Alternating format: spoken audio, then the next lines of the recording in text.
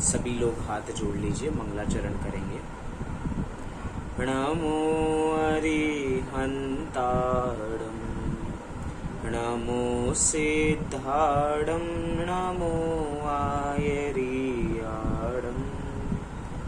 नमो वज्रायाणं, नमो लोये सवसाहूणम्। मंगलम भगवान वीरो, मंगलम गौतमो गणी, मंगलम कुंद कुंदाद्यो, जैन धर्मोस्तु मंगलम। सर्वमंगल मांगल्यम सर्वकल्याणकारकम, प्रधानं सर्वधर्माणां, जैनं जयतु शासनं, जैनं जयतु शासनम। जैन शासन सदा काल जयवंत बना रहे, ऐसी हमारी यहाँ पर मंगल भावना है। देखिए 10 लक्षण पर्व पूरे हो चुके हैं और आज देखा जाए तो आज क्षमावाणी का पर्व आता है। क्या होती है क्षमावाणी? 10 लक्षण पर्वों की शुरुआत क्षमा से होती है और उसका संपूर्ण जो कहते हैं खत्म भी एक तरीके से पूर्ण कहाँ पर होते हैं, वो भी क्षमा पर ही होते हैं। मतलब ये क्षमा धर्म ऐसा है जो हमारे हृदय में हर समय रहना चाहिए, वो भाव हमारे हृदय में रहना चाहिए। और वो क्षमा का भाव कब आता है? वो क्षमा का भाव हृदय में तब आता है जब अपने हृदय की कोमलता हो, जब हमारे हृदय में एक थोड़ा ऐसा हिस्सा हो जो दूसरों को माफ करने की और दूसरों से माफी मांगने की एक तरीके से जिगरा रखता हो कि भैया हम दूसरे को माफ भी कर सकते हैं और दूसरों से माफी भी मांग सकते हैं। लेकिन आज के समय में ये मान कषाय आगे ऐसे आ जाती है और अपने को माफी मांगने पे मजबूर कहती है कि भैया हम माफी मांग ही नहीं सकते हैं, उसकी गलती है, वो पहले माफी मांगेगा, मैं क्यों करूं, मेरी तो कोई गलती भी नहीं। हमें लगता है कि हम सॉरी बोल देंगे तो हम छोटे हो जाएंगे, लेकिन ऐसा बिल्कुल भी नहीं है। सॉरी बोलने से या क्षमा मांगने से कोई छोटा होता नहीं है। अभी हमें मूल रूप से पूरी क्षमा वाणी की चर्चा नहीं करनी है, ये तो आज प्रसंग प्राप्त है तो इसीलिए हमने बहुत अति संक्षेप में इसकी यहाँ पे थोड़ी सी चर्चा की। हमें आज बहुत सुंदर चर्चा करनी है। वो चर्चा क्या है, एक कहानी के माध्यम से प्रारंभ करते हैं। उससे पूर्व समय सारथी ग्रंथादिराज की कुछ गाथाएं हैं जो आज के समय पे याद करनी बहुत जरूरी है, उसको हम याद करते हैं। उसके बाद अपनी ये जो कथा है इसका वाचन यहाँ से प्रारंभ करेंगे। जो भी हो वे अपने को म्यूट कर लीजिए जी। हम उन गाथाओं का पाठ यहाँ से प्रारंभ करते हैं। निर्जरा अधिकार की वो गाथा है जो ये बताती है कि कोई किसी को मारता नहीं है, कोई किसी को बचाता नहीं है, जो होता है वो सब कर्मों दे के अनुसार ही होता है। इसीलिए भैया तू संसार में दुखी मत हो। मैं उन गाथाओं का पाठ करता हूँ तो साथ साथ में आपको इनका चिंतन चलेगा तो आपको पता लगेगा कि इनमें कितना सारा सार भरा हुआ है। आइए इसका पाठ प्रारंभ करते हैं।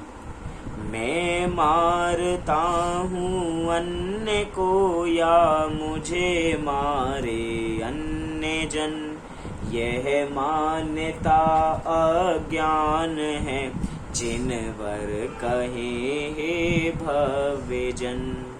निज आयुष्य से मरण हो यह बात जिनवर ने कही, तुम मार कैसे सकोगे जब आयु हर सकते नहीं। निज आयुष्य से मरण हो यह बात जिनवर ने कही, वे मरण कैसे करें तब जब आयु हर सकते नहीं।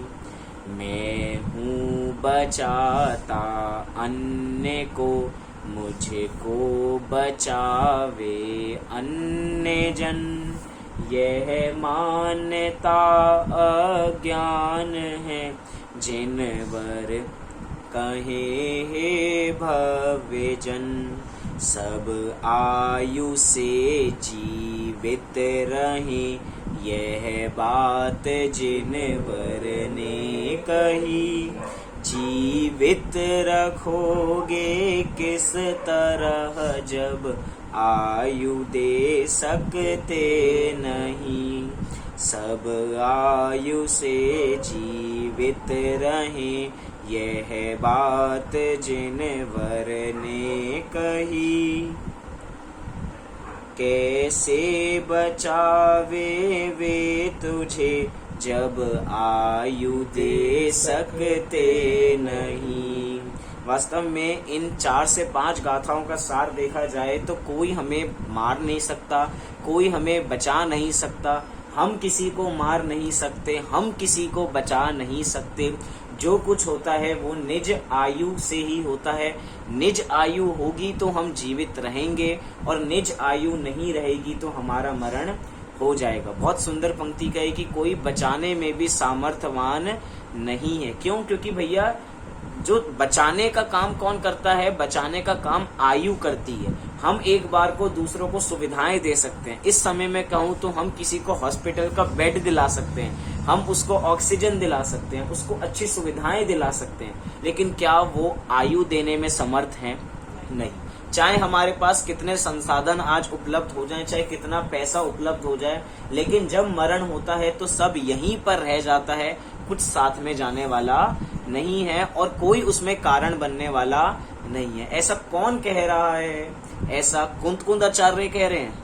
नहीं, कुंद आचार्य ने तो ये कहा कि ऐसा कौन कह रहे हैं? ऐसा जिनवर भगवान कह रहे हैं, अर्थात जिनेंद्र भगवान ऐसी बात को फरमा रहे हैं और कह रहे हैं कि भैया जो होता है वो आयु का मरण जो होता है, व्यक्ति का जो मरण होता है वे अपने से होता है। इसलिए इस परिस्थिति में घबराओ मत। ये चला गया, वो चला गया, हम दुखी हो रहे हैं, बहुत दुख हो रहा है, इतने सब जाए जा रहे हैं, जितनी रोज सुबह खबर देखें, लेकिन भैया क्या कह रहे हैं? जो मरण होता है वो आयु क्षय से ही मरण होता है और कोई इसके पीछे का कारण नहीं है। इस प्रकार हमने थोड़ी यहाँ पे प्रासंगिक चर्चा की और अपने को हम संबल बनाए इन्हीं बातों से। यही बातें हमारे इन विपरीत परिस्थितियों में हमें क्या बनाती हैं? हमें समता प्रदान करती हैं और हमें धर्म की ओर आगे उन्मुख रखती हैं। चलिए एक छोटी सी कथा प्रारंभ करते हैं इस कहानी को लेने से पूर्व। जो हमारी इस कहानी से ही मिलती जुलती है उससे हम अपनी बात को प्रारंभ करेंगे। एक शिकारी था जो हर समय शिकार करने की भावना रखता था और उसकी शिकार खेलने का तरीका ऐसा था कि उसको ये नहीं देखना पड़ता था कि मुझे किधर निशाना लगाना है। हल्की सी आहट होती थी या हल्की सी पत्तियां हिलती थी तो बिना निशाने लगाए बस जहां से आहट आ रही है वो वहां पे निशाना साधता था और वहां पे जो शिकारी होता है उसके माध्यम से वो शिकार हो जाता है और वो जीव मर जाता है। इस प्रकार का वो चतुर शिकारी हुआ करता था। उसको ये किसी से मतलब नहीं था कि कितने वहां पे जानवर हैं, कितनों का मरण हो रहा है। उसको तो अपने कार्य से मतलब था, उसको अपनी विद्या से मतलब था। एक बार उसने सोचा कि मैं अपने बेटे को भी ये विद्या सिखाता हूँ जिससे भैया वो भी इस विद्या में चतुर हो जाए। तो बहुत बार उसको जंगल में लेकर आता था और उसको ऐसी ऐसी टिप्स देता था कि भैया तुम्हें ऐसा करना है, तुम्हें जब आहट आए तो तुम्हें ऐसे करना है, ऐसे उसको बताया करता था। बेटा इतना खुश हुआ, उसने माँ को जाकर बताया। माँ, पिताजी तो इतने एक्सपर्ट हैं इन कामों में कि किधर उधर नहीं देखते हैं, बस आहट आती है और वो उसका काम तमाम कर देते। इतने बढ़िया शिकारी मेरे पिताजी हैं। माँ ने कहा कि वो बहुत बढ़िया, बहुत बढ़िया। लेकिन एक बार जो शिकारी थे अर्थात उसके पिता थे वो अकेले ही जंगल में शिकार करने के लिए गए और उस अपने बेटे को घर पे छोड़ के गए। वन में बहुत बढ़िया, जंगल में बहुत बढ़िया मौसम था, बारिश हो रही थी, हर जगह चिड़ियों की चहचहाट हो रही थी, बहुत बढ़िया मौसम हो रहा था। लेकिन भैया उसको किसी चीज से फर्क नहीं था। वो तो शिकारी जो था वो तो शिकार करने के लिए आया था। उसे बहुत मासूम सा एक हिरण का बच्चा दिखा और उसने अपना आहट सुनी कि कोई हिरण का बच्चा आ रहा है और उसने अपना तीर उठाया और उसका अपना शिकार कर दिया। इतने में ही एक और आवाज आती है जंगल में से पीछे से और एकदम उस जो हिरण का बच्चा मरा है उसकी माँ आती है और उसको चाटने लगती है। उसको पता है, उस हिरणी को पता है जो उसकी माँ है कि यहाँ पे शिकारी है, लेकिन वो उसकी परवाह नहीं कर रही। वो तो अपने बच्चे को देख रही है, उसको चाटी जा रही है। लेकिन शिकारी को इससे कोई मतलब नहीं है। शिकारी तो अंतरंग में खुश हो रहा है कि आज तो मुझे एक शिकार नहीं, मुझे दो दो शिकार करने का मौका मिला है। उसने ये नहीं देखा कि वो उसकी माँ है और एक तरफ उसका बच्चा है, वो मर गया है, कोई भावनाएं नहीं है। उसने फिर एक तीर उठाया और उसको मार दिया। इतने में ही जंगल में से फिर एक आवाज आती है पत्ते हिलने की, और जैसे ही वो आवाज सुनता है वो एकदम शिकारी एकदम तीर लेता है और उसका जो निशाना है वो बिल्कुल शिकार पे जाकर लग जाता है। लेकिन इस बार जो आवाज आई थी, शिकार तो हुआ था, वो उसका मरण भी हुआ था, एकदम दर्दनाक चिल्लाने वाली आवाज आई, लेकिन इस बार किसी पशु का मरण नहीं हुआ था, इस बार किसी मनुष्य का मरण हुआ था। जैसे ही वो पास में जाकर देखता है, और क्या देखता है, ओह ये तो मेरा बेटा ही है, मुझे ढूंढता ढूंढता यहाँ तक आया था कि मैं आज पिताजी से सीख लेता हूँ फिर से, लेकिन अपने ही हाथों अपने बच्चे का उन्होंने शिकार कर दिया और वो वहां पर मर गया। एक और पीछे से आवाज आई कि भैया जब अपने जाते हैं, कोई आवाज कैसी आई, जब अपने जाते हैं तो सबको दुख होता है। उस हिरणी को भी दुख हुआ था जब उसका बच्चा गया था, और आज इस शिकारी को दुख हो रहा है कि मेरा बच्चा भी चला गया। इतने में से ही जंगल में से फिर एक आवाज निकलती है, और वो आवाज एक टाइगर की होती है, एक कैसे कहूं कि एक टाइगर की होती है, और वो एकदम झपट्टा मारता है और उस शिकारी को मार देता है। इस घटना से हमें क्या पता लगता है कि भैया ये कर्म ऐसे हैं, इनका परिणाम ऐसा है कि ढूंढते ढूंढते भी उस जीव तक पहुंच जाते हैं जो जीव गलत कार्य करते हैं। कर्मों का फल इसी प्रकार का होता है, जैसे कि अगर गाय का बछड़ा खो जाए और वो ढूंढने के लिए निकले, तो अनेक गायों के बीच में भी अपनी माँ को वो बछड़ा ढूंढ ही लेता है। ऐसे ही भैया जो परिणाम हम वर्तमान में करते हैं उसका फल भी निश्चित रूप से हम ही भोगेंगे, और वो जो फल है वो हमें ढूंढते ढूंढते हमारे पास आता है और हमें वैसा फल देकर चला जाता है। इसलिए कह रहे हैं कि भैया हमें अपने वर्तमान के भावों को संभालना है। भूत में जो हो गए हैं हो चुके हैं, हमें यहाँ पे उसकी बात नहीं करनी है। भूत में भी कुछ हम कर नहीं सकते हैं, कर तो हम भविष्य में भी कुछ नहीं कर सकते हैं, लेकिन हम अपने वर्तमान के भावों को इन परिस्थितियों में संभालें, क्योंकि इन्हीं से हमारे आगे का निश्चित होता है। चलिए अब अपनी हम इस कहानी को प्रारंभ करते हैं, जिस कहानी का बहुत सुंदर नाम है कि फल तो जरूर मिलता है। क्या कहानी का नाम है, आप सब दोहराइए। फल तो जरूर मिलता है। सही बात है, फल तो जरूर मिलता है। उस शिकारी को भी फल जरूर मिला था, उस बच्चे को भी फल जरूर मिला था, उस हिरणी के बच्चे को भी फल जरूर मिला था, और सबको फल मिलता है। जो जैसा कार्य करता है उसको वैसा फल मिलता है। इसलिए तो कहते हैं भैया तुम अच्छा करोगे तो तुम्हें अच्छा मिलेगा, तुम बुरा करोगे तो तुम्हें बुरा मिलेगा। कल हमने बहुत सुंदर भजन भी देखा था कि अपनी अपनी करनी का फल सबको मिलता है, चाहे इस भव में मिले चाहे पर भव में मिले, लेकिन मिलता जरूर है। ऐसी ही कुछ कहानी आज हम यहाँ पर देखने जा रहे हैं। सिंहपुर नाम का एक बहुत सुंदर नगर था। वहाँ का राजा सिंहसेन बहुत ही बुद्धिमान और धर्मपरायण था, और उसकी रानी रामदत्ता भी बड़ी चतुर थी। उनके राज्य में एक श्रीभूति नाम का पुरोहित भी रहता था। श्रीभूति ने मायाचारी से अपने संबंध में ये बात प्रसिद्ध कर रखी थी कि मैं बहुत ईमानदार हूँ, मैं बहुत ईमानदार हूँ। अंतरंग में मायाचार था, लेकिन बाहर में क्या दिखा रहा था कि मैं बहुत ईमानदार हूँ, मैं किसी को ठगता नहीं हूँ। मतलब एक तरीके से डबल फेस्ड था। अपने साथ भी होता है, आज के शब्दों में डबल फेस। हम बाहर में कुछ होते हैं और अंतरंग में कुछ होते हैं। अंतरंग में शैतान बने हैं और बाहर में ऐसा लगता है कि हम ही सबसे अच्छे हैं, हम ही सबसे अच्छे हैं। ऐसे ही इस श्रीभूति नाम के पुरोहित का भी ऐसा ही कुछ आचरण था। बेचारे भोले लोग उस कपटी के विश्वास में आकर अनेक बार ठगे जाते थे, परंतु उसके कपट का पता किसी को नहीं लग पाता था। एक दिन एक समुद्रदत्त नाम का व्यापारी उसके चंगुल में आ गया। समुद्रदत्त की इच्छा व्यापार करने के लिए विदेश जाने की थी। उसके पास बहुत कीमती रत्न थे, तो उसने श्री भूति की प्रसिद्धि सुन रखी थी, इसीलिए उसके पास वे अपने 5 रत्न रखकर व्यापार करने के लिए एक दूसरे रत्नदीप नाम के द्वीप पर चला गया। क्योंकि भैया दिखावे में तो ईमानदारी था, तो उसकी ईमानदारी सुन के अपने 5 कीमती रत्न उस पुरोहित जी के पास रख के वो व्यापार करने के लिए चले गए। जब वे वापसी लौटकर जहाज से अपने देश की ओर आ रहा था, तब पाप कर्म के उदय से उसका जहाज एक टापू से टकरा कर फट गया। ठीक ही है।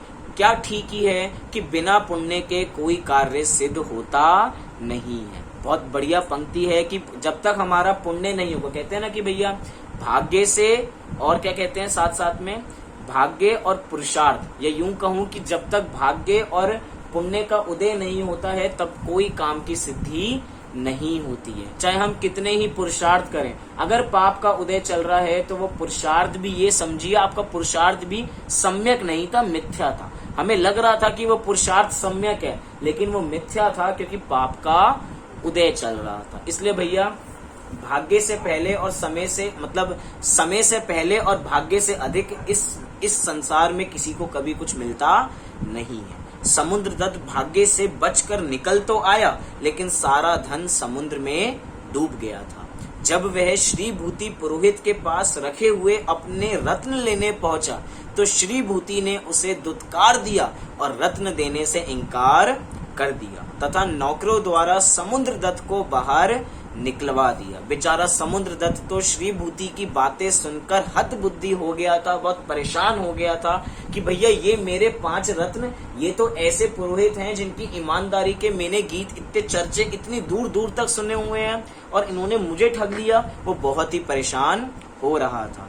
नीतिकारों ने ठीक ही कहा है कि जो लोग पापी होते हैं, जिन्हें दूसरों की धन की चाह होती है, ऐसे दुष्ट पुरुष, ऐसा कौन सा बुरा काम है जिसे वे लोभ के वश होकर नहीं करते हैं। ये ऐसे जीव होते हैं जिनको अपनी थाली में घी कम लगता है और दूसरों की थाली में घी अधिक लगता है, जिनको अपना काम रुचता नहीं है और दूसरों के कामों को देख के खुश होते रहते हैं, दूसरों से ईर्ष्या करते हैं कि भैया इसके पास इतना कैसे है। उसकी खुशी में वो खुश नहीं है, उसकी खुशी में वे ईर्ष्या भाव रखते हैं कि भैया हम दोनों ने काम तो एक साथ चालू किया था, लेकिन आज ये इतना ऊंचा आदमी बन गया है और मैं यहाँ पर नीचा रह गया हूँ। ये क्या है? ये ईर्ष्या का परिणाम। कह रहे हैं दूसरों के धन की जिसको चाह होती है वो लोभ के वश सारे कार्य करता है, चाहे बाहर में कितना ही छुपाने का प्रयास क्यों ना करे, लेकिन उस जो समुद्रदत्त सेठ है उसको तो उनकी चालबाजी पता लग ही गई है। ऐसे ही हम पाप को छुपाने का कितना ही प्रयास करें, हमें लगता है जो चोर होते हैं, विचार कीजिए, चोर होते हैं चोरी कब करते हैं? जब घना अंधेरा होता है।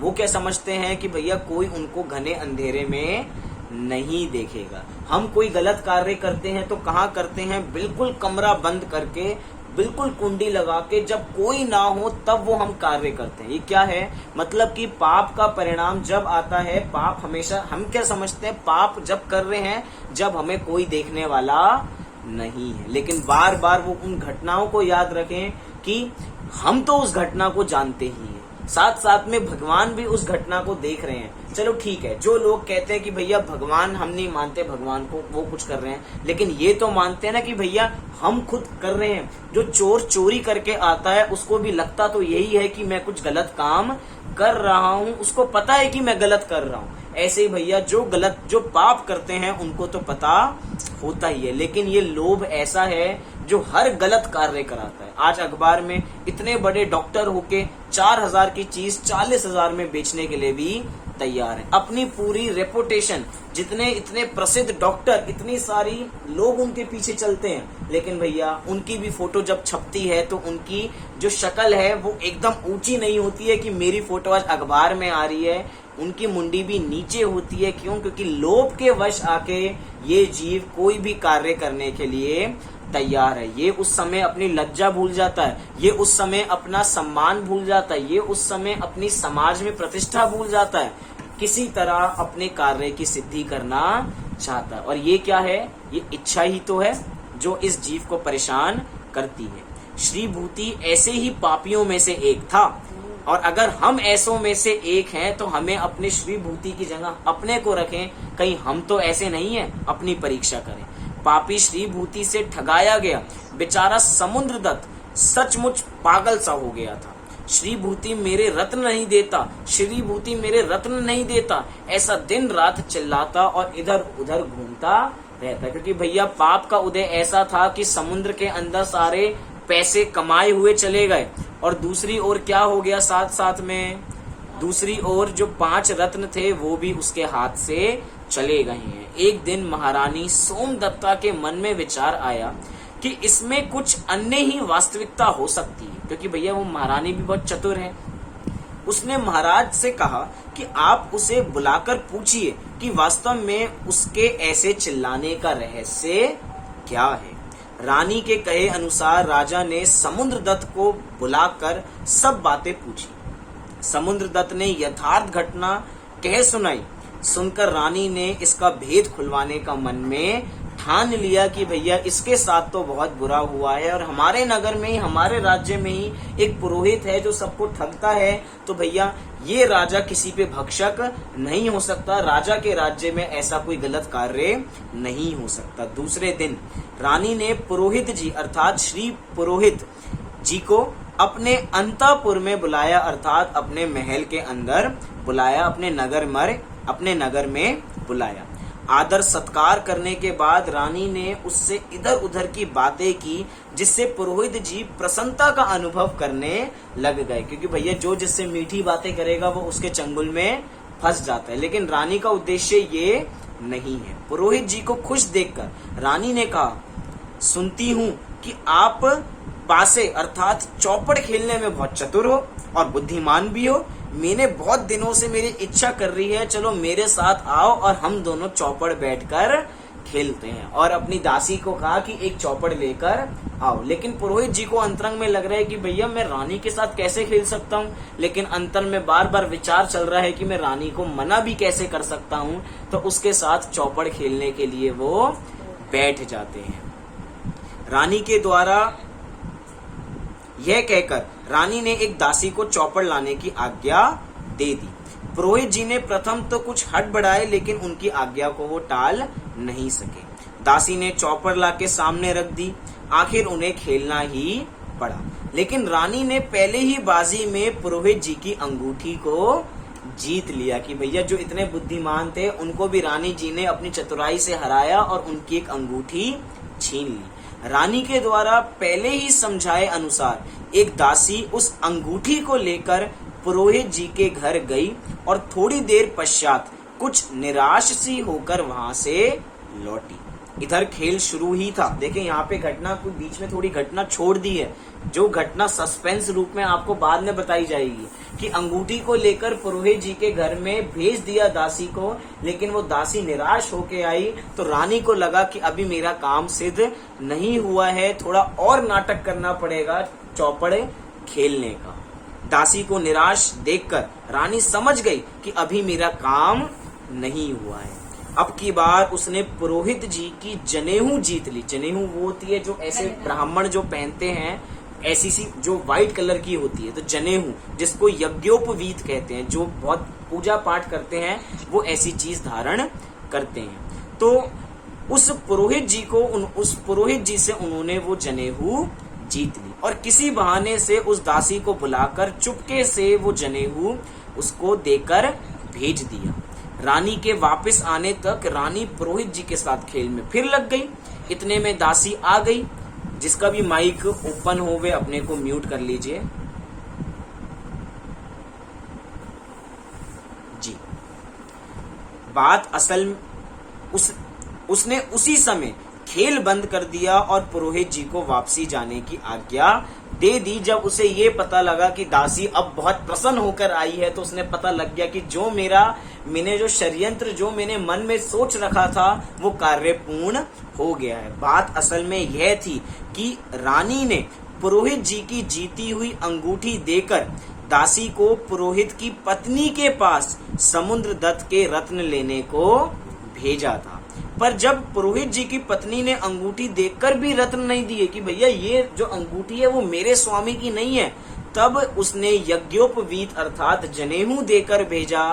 तब दासी के हाथ से वो 5 रत्न लेकर आ गई। क्यों? क्योंकि अब की बार रानी का मनोरथ सिद्ध हो गया था। पुरोहित जी की पत्नी ने दासी की बातों से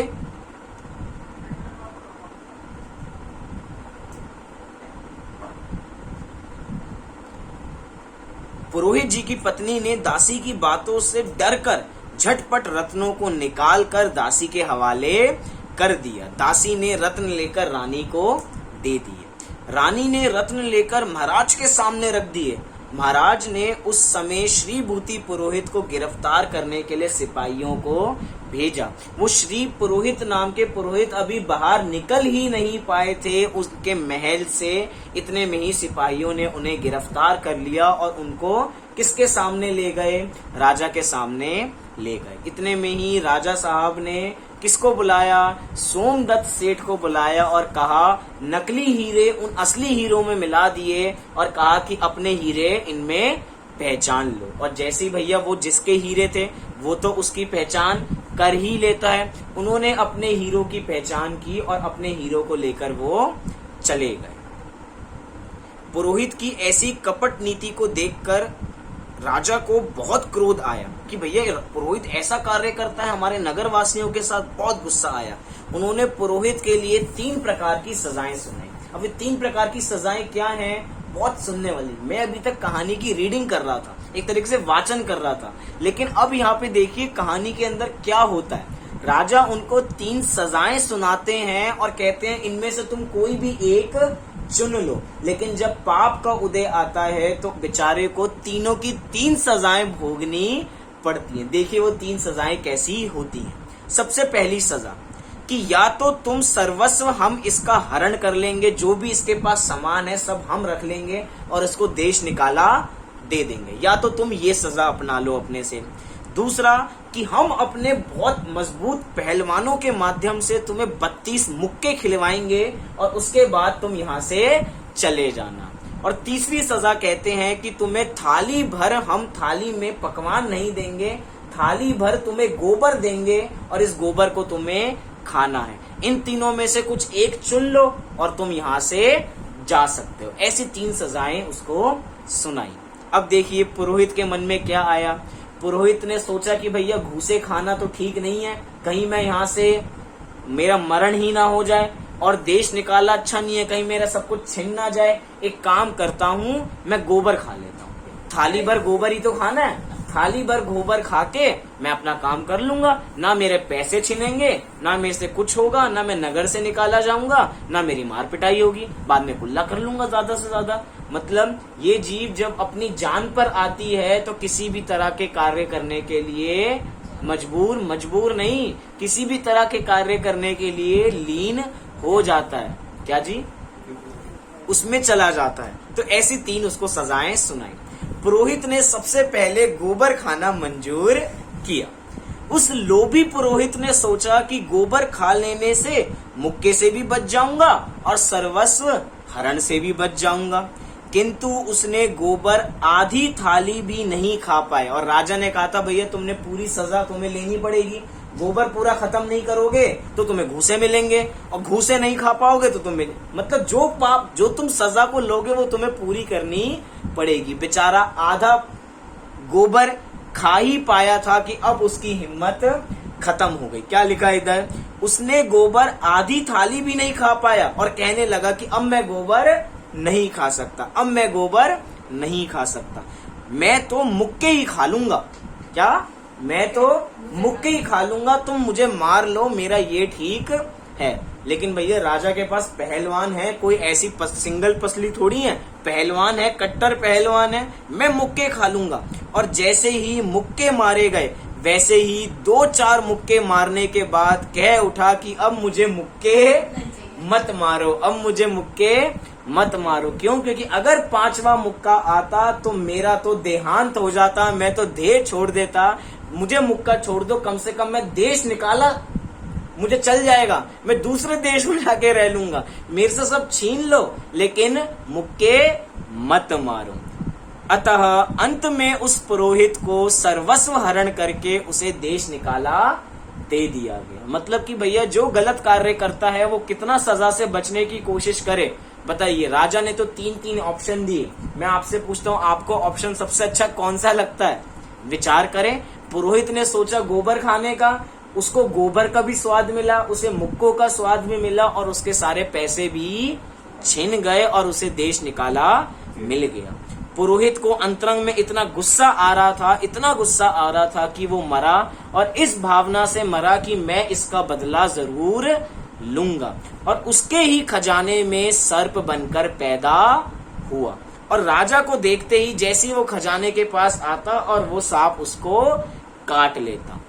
सो राजा मरकर यहां से हाथी की पर्याय में गया, और यह भी मरकर अर्थात वो सर्प भी मरकर कुरकट जाति का फिर से एक सर्प हो गया, और तब भी उसने उस हाथी को काट लिया। मतलब कि ये बैर भाव कैसा होता है? ये बैर भाव ऐसा होता है जो भवो भवो तक चलता है। मतलब कि सर्प बनके, पहले सर्प बनके डस लिया लेकिन अभी तक बैर भाव समाप्त हुआ नहीं है, उसने अगले भव में भी किया। ऐसे करते करते कितने भव बीते और कितने भवों तक वो उसको मारता रहा, अपना बैर भाव को वो संतुष्ट मतलब कि पूर्ति करता रहा। इसलिए कहते हैं भैया, क्रोध से अगर कोई सबसे बुरी चीज है, क्योंकि क्षमा का दिन है ना, क्षमा वाणी का दिन है, अपने मन में क्रोध भाव को बिल्कुल भी मत रखो, और अगर क्रोध हो भी रहा है तो उसको बैर बनने मत दो। क्यों? क्योंकि जो बैर होता है वो क्रोध से भी भयानक रूप लेके होता है।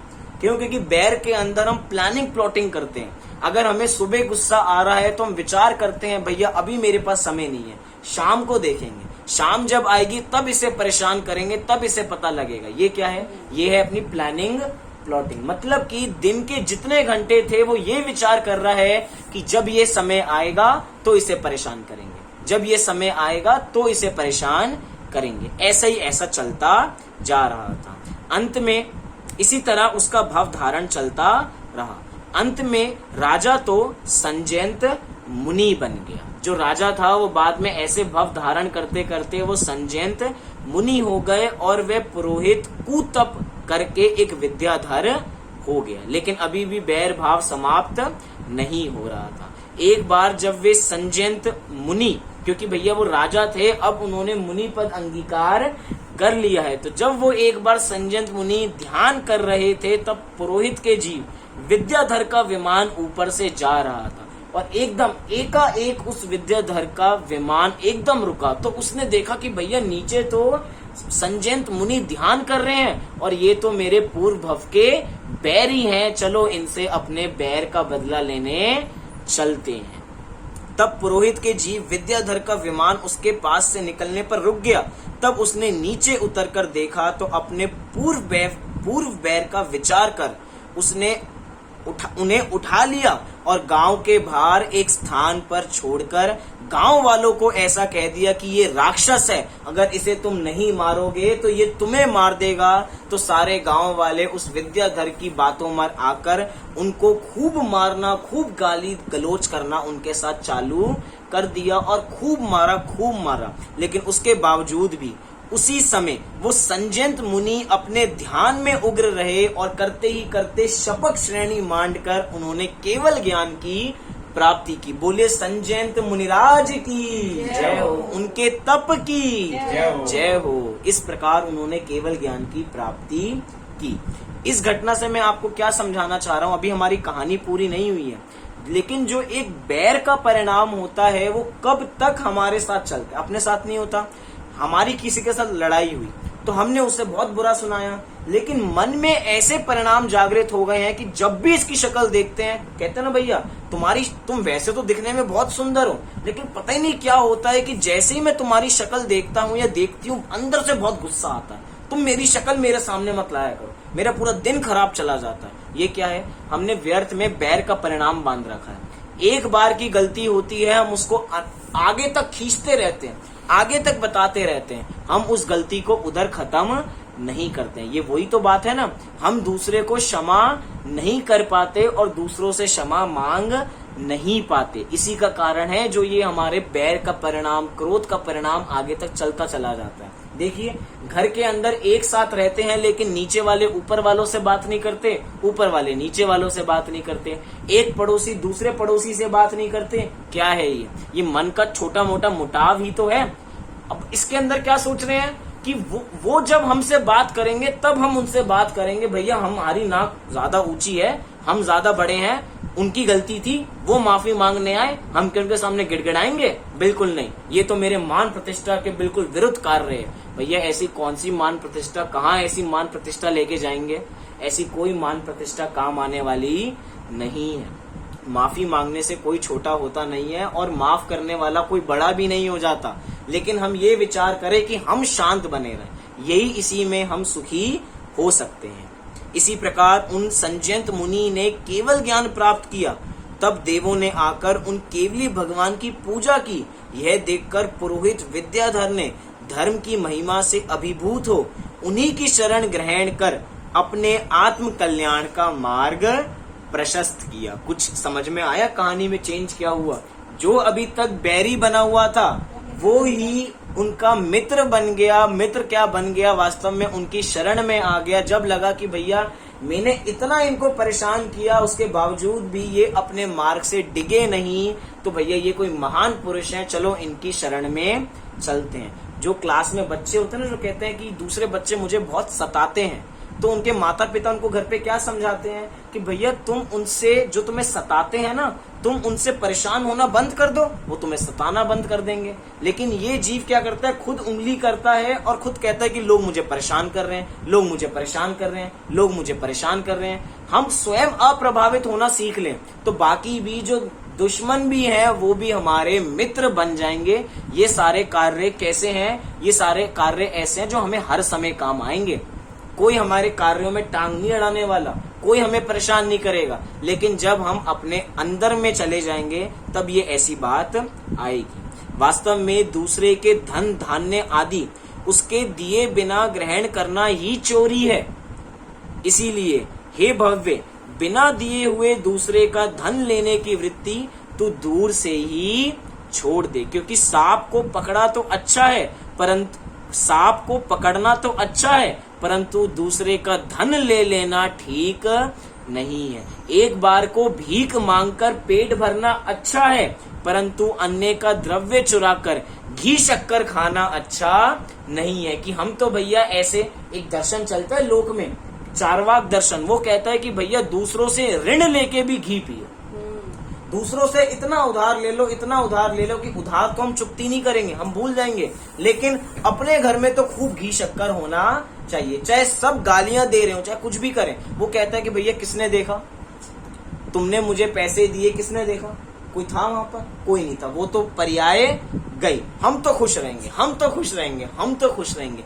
ऐसी प्रवृत्ति हमारी नहीं होनी चाहिए। हमें पुरोहित से सीखना चाहिए, पुरोहित जी से, कि हमें पुरोहित जी जैसी वृत्ति हमारी नहीं होनी चाहिए। अरे ऐसे वे कौन बुद्धिमान है जो थोड़े धन के लिए चोरी का महापाप करके नरक आदि दुर्गति का भ्रमण करना चाहते हैं। यदि कुटुंबी जनों के उपभोग के लिए भी चोरी का पाप करता है तो भी पाप का फल भोगने नरक में तो अकेला ही जाना पड़ेगा।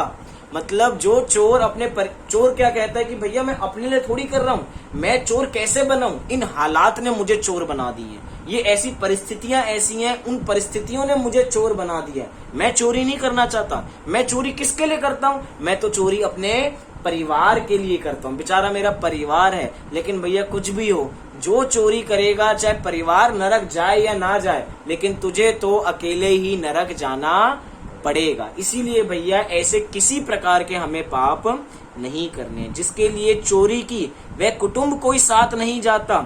इसे समझकर हे भव्य, तू विष समान पाप क्लेश तथा अपयश के कारण रूप चोरी को छोड़ दे, हरण करना छोड़ और संतोष पूर्वक अचौर्य व्रत को धारण कर। अरे दूसरों के द्वारा चुराए धन को भी तू अपने घर में मत रख। वो धन कितने दिन तक रहने वाला है, एक बार इसके बारे में भी विचार करें।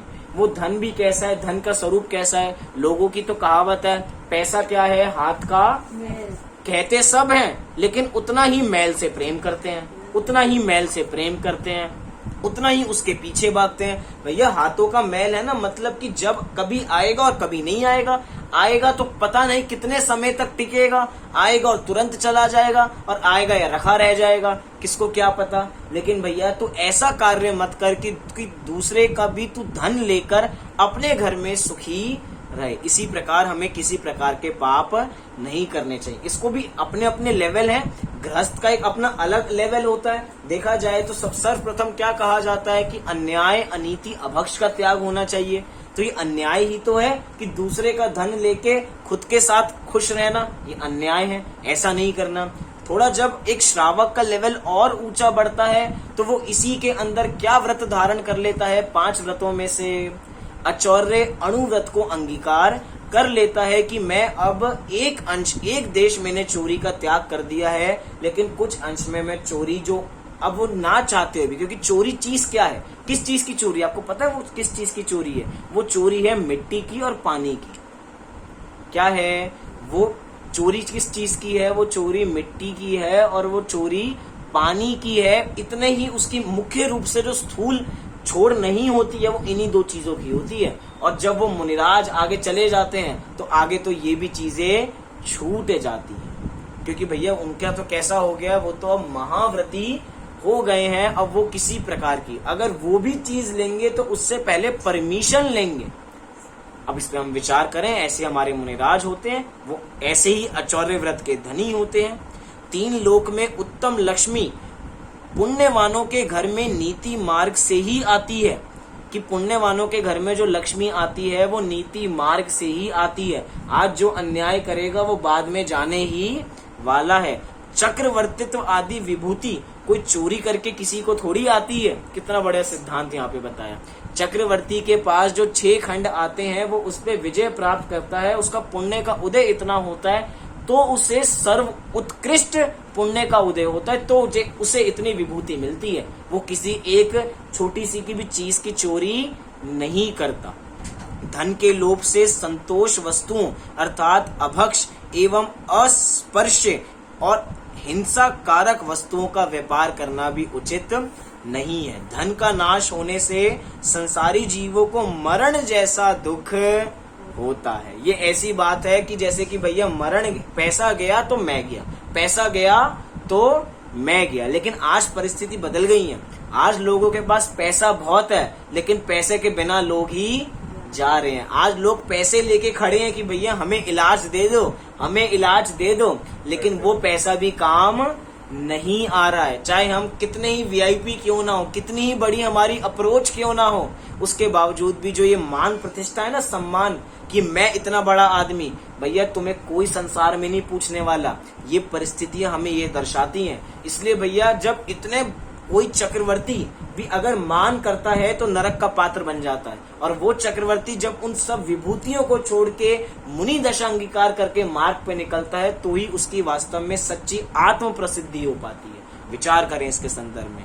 तात्पर्य यह है कि जो अपना कल्याण चाहते हो वह चोरी को अत्यंत दुख का कारण समझकर उसका परित्याग करें। अब ये चोरी किसी भी प्रकार की हो सकती है, छोटी सी, बड़ी सी, बिजली की चोरी, टैक्स नहीं देना, जिसको हम संसार में कहते हैं कि ब्लैक मार्केटिंग, 2 नंबर का काम करना, ये तो 1 नंबर में हो ही नहीं सकता। ये सब क्या है? ये भी किसी प्रकार की चोरी ही है। इसलिए कह रहे हैं भैया किसी प्रकार की चोरी नहीं करना। ना तो किसी प्रकार की चोरी स्वयं करें और ना ही किसी को करने के लिए प्रेरित करें, और ना ही किसी को करते हुए देखकर उसकी अनुमोदना करें। अर्थात कृत कारित अनुमोदना से हमें इस घिनौने कार्य का, चोरी का परित्याग करना चाहिए। अपनी बुद्धि को पवित्र जिन धर्म में लगावें और ऐसे पापों से बच के अपने जीवन को हम पवित्र करें, अपने जीवन को हम समता रूपी बनाएं। इसी मंगल भावना से अपनी बात को मैं यहाँ पर पूरी करता हूँ।